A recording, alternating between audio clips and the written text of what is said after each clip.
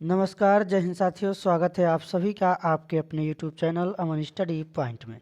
साथियों, UP TET के practice set में आज हम लोग बाल विकास के प्रश्नों को देखेंगे। तो चलिए शुरू करते हैं वीडियो को, और वीडियो में पूरे अंत तक बने रहिएगा। तो साथियों, पहला प्रश्न है आप सभी के स्क्रीन पर, निम्न में से कौन सा शिक्षण सूत्र नहीं है। तो साथियों, ऑप्शन है आप सभी के स्क्रीन पर, और इस प्रश्न का सही जवाब होगा साथियों ऑप्शन डी, निगमन से आगमन की ओर यह शिक्षण सूत्र नहीं है।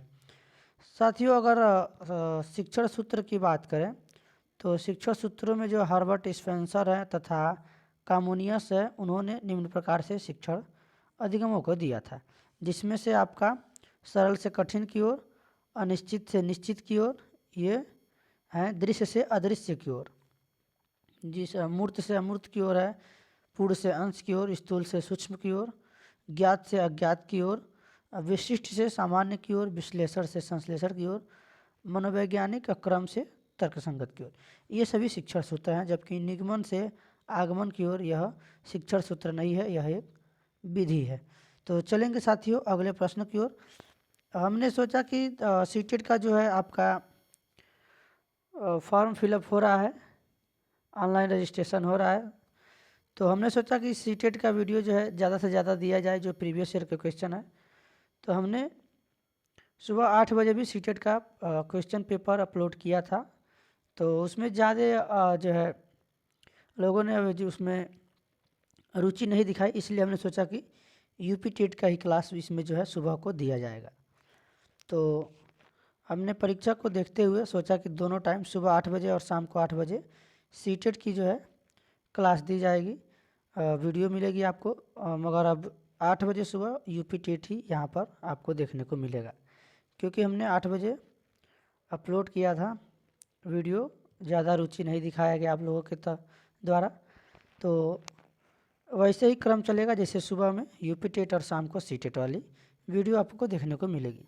सीखने की प्रक्रिया का प्रथम सोपान है। तो साथियों, ऑप्शन है आप सभी के स्क्रीन पर। इस प्रश्न का सही जवाब होगा साथियों जिज्ञासा। सीखने की प्रक्रिया का प्रथम सोपान है जिज्ञासा। यहाँ पर डी के साथ आंसर जाएगा। चलेंगे अगले प्रश्न की ओर। प्रतिभाशाली शिक्षार्थियों को रिक्त स्थान से जुड़े प्रश्नों पर अधिक समय देने के लिए कहा जा सकता है। तो साथियों, इसका जो सही जवाब होगा ऑप्शन बी होगा।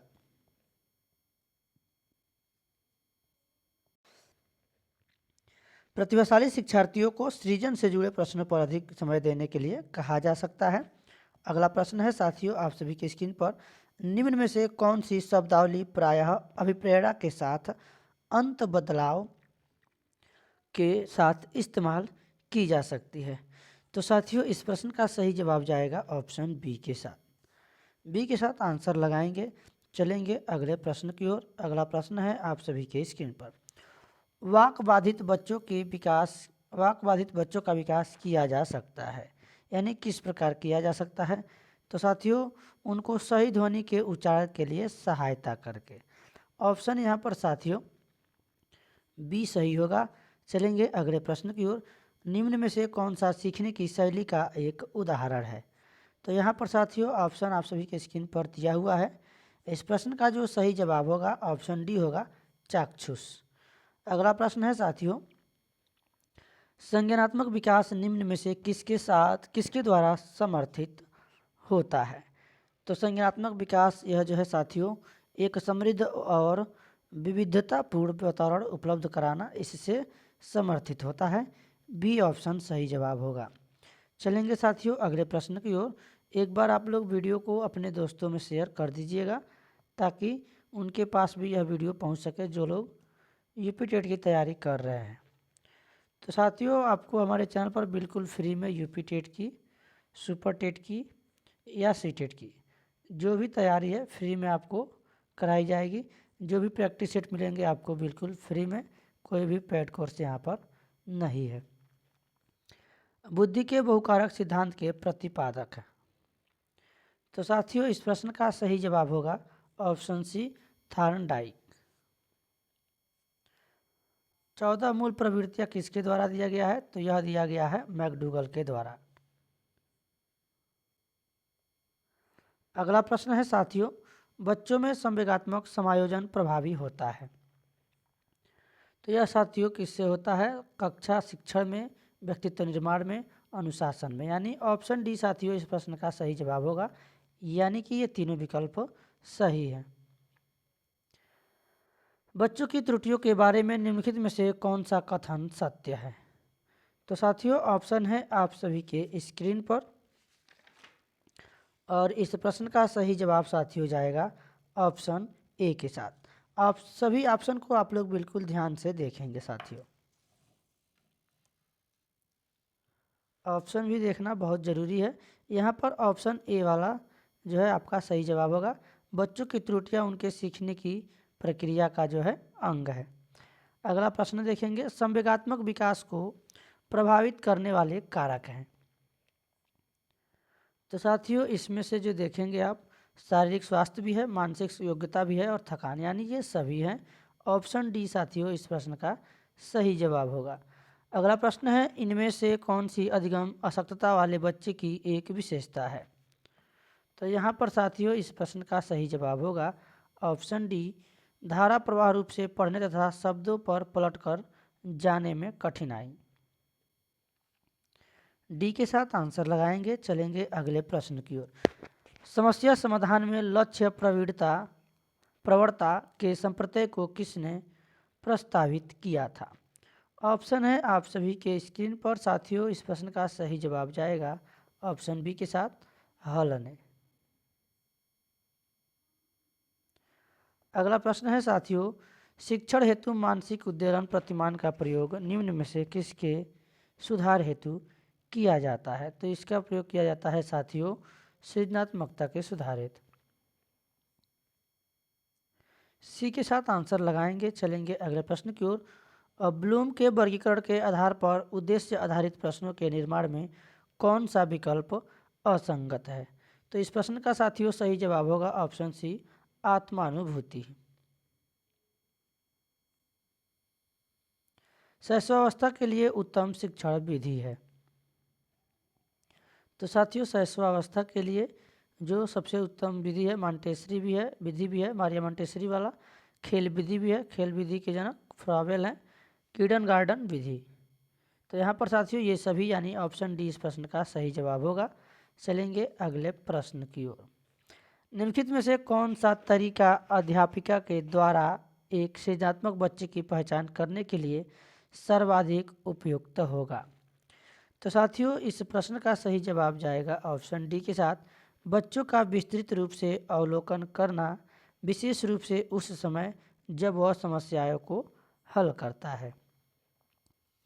कौशल सीखने की पहली अवस्था है। तो साथियों कौशल सीखने की पहली अवस्था है अनुकरण। ऑप्शन डी इस प्रश्न का सही जवाब होगा। संवेग शब्द का शाब्दिक अर्थ है। तो साथियों संवेग शब्द का जो शाब्दिक अर्थ है वह है स्नेह तथा प्रेम। ऑप्शन सी के साथ साथियों यहाँ पर आंसर जाएगा।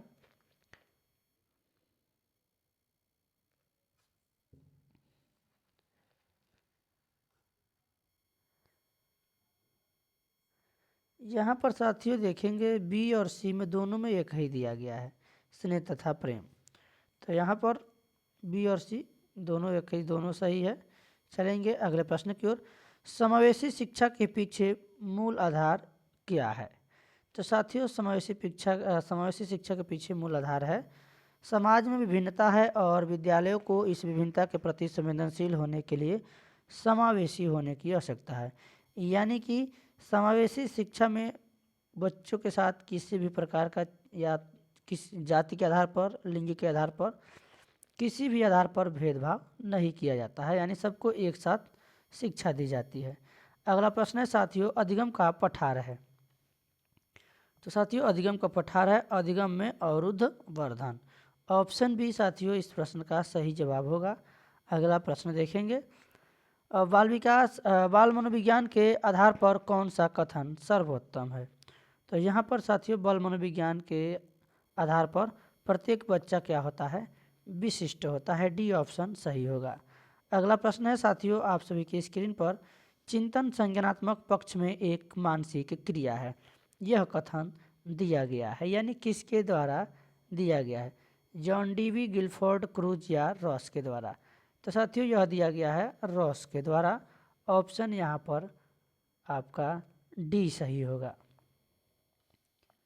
ग्रंथियों के आधार पर व्यक्तित्व में विभिन्न प्रकारों की चर्चा किसने की है? तो यहाँ पर साथियों जो आपका सही जवाब होगा इस प्रश्न का, ऑप्शन ए होगा।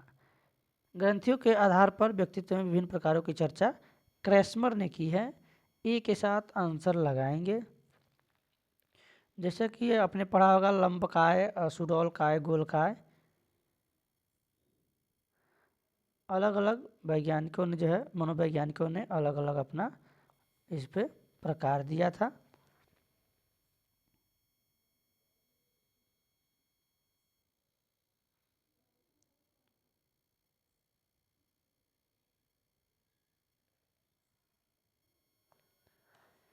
अगला प्रश्न है साथियों, सीखना है। तो सीखना जो है साथियों यह है व्यवहार में परिवर्तन भी सीखना है, अनुभव तथा अभ्यास का परिणाम भी सीखना है, व्यवहार में अपेक्षाकृत अस्थायी परिवर्तन, यानी ये सभी जो है सीखने के अंतर्गत आते हैं।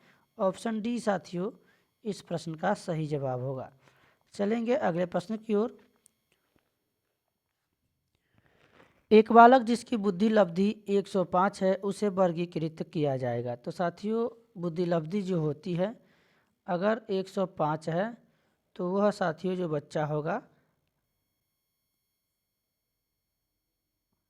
105 जो बच्चा है 91 से लेकर 110 तक जो बच्चे आते हैं सामान्य में आते हैं, 91 से लेकर 110। तो साथियों यह आएगा सामान्य बुद्धि में। ऑप्शन सी इस प्रश्न का सही जवाब होगा। जो प्रखर बुद्धि वाले होते हैं साथियों उनकी बुद्धि लब्धि 121 से लेकर 130 तक होती है। ये जो है टर्मन के द्वारा दिया गया है। और जो 81 से 90 होते हैं साथियों वे मंद बुद्धि होते हैं। तो यहाँ पर यह सामान्य बुद्धि के अंतर्गत आएगा। किस मनोवैज्ञानिक ने सीखने की सामग्री के रूप में निरर्थक शब्दों का प्रयोग किया? निरर्थक शब्दों का प्रयोग साथियों इसमें मनोवैज्ञानिक ने सीखने की सामग्री के रूप में निरर्थक शब्दों का प्रयोग किया था एबिंगहॉस ने। ऑप्शन सी इस प्रश्न का सही जवाब होगा। चलेंगे अगले प्रश्न की ओर। निम्न में से कौन सा मत अंतर्दृष्टि द्वारा सीखने की व्याख्या करता है? तो यहाँ पर साथियों जो गेस्टाल्टवाद है वह है, यह जो है अंतर्दृष्टि द्वारा सीखने की व्याख्या करता है। ऑप्शन डी इस प्रश्न का सही जवाब होगा। अगला प्रश्न है मानसिक स्वास्थ्य एक विज्ञान है जो मानवीय कल्याण से संबंध रखता है। यह सारे संबंधों तथा मानवीय संबंधों तथा बातों पर छाया रहता है। यह किसने कहा है?